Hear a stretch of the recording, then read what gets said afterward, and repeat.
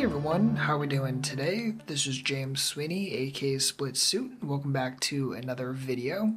And as part of the Ask SplitSuit a Question series, a couple people did ask hand history questions. This one actually came privately via YouTube.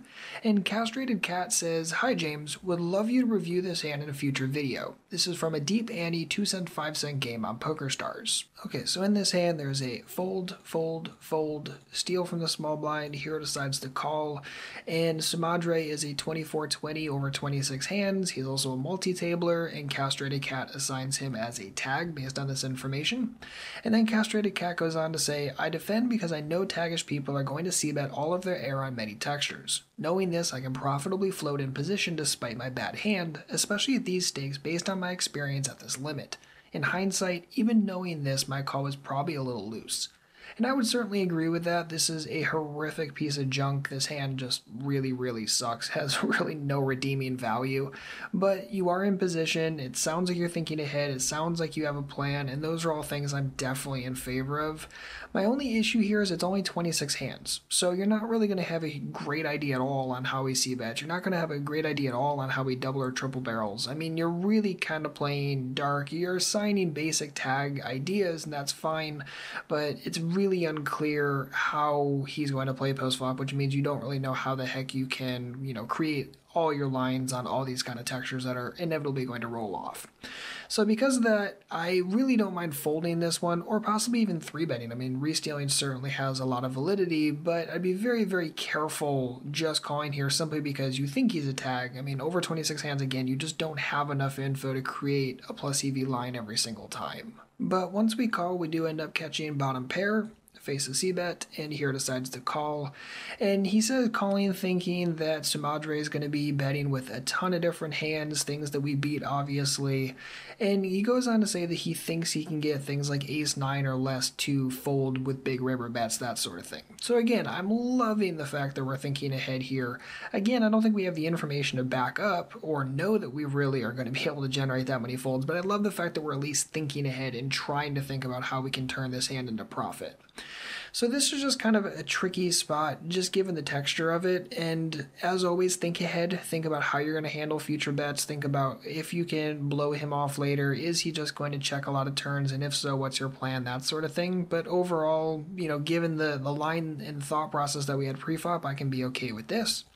End up going to a deuce in the turn, which is always nice. He bets, and here decides to raise to a $1.47. So whether or not I raise here is very dependent on villain, and obviously here we don't have enough information, but my default is going to be to raise, try to get max value from things like King Queen or Jack 10 or Ace King or Ace 10 or Ace 9 or all those kind of things that are going to get a little stickier here.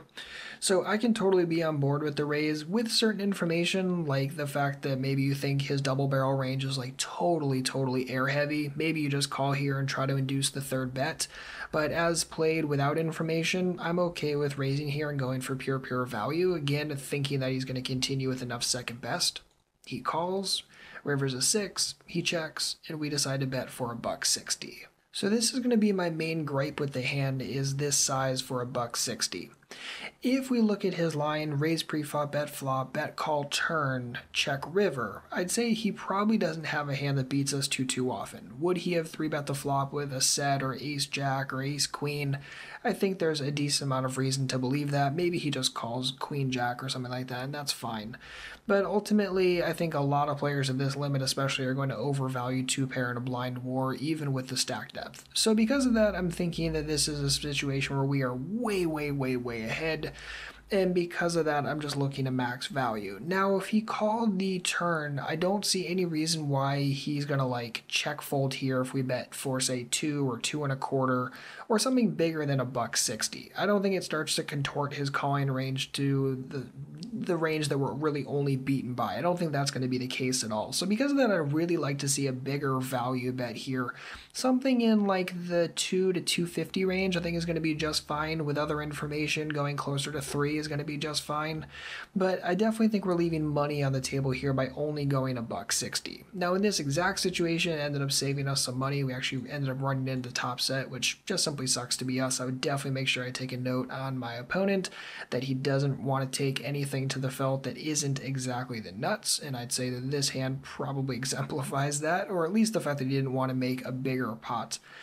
But ultimately, I think our line was okay, given the rationale you gave. That being said, I think that we were being a bit over-optimistic as far as, again, we only had 26 hands on them. It's difficult to say if our reads were going to be precise. Over 26 hands, very difficult to think that they were.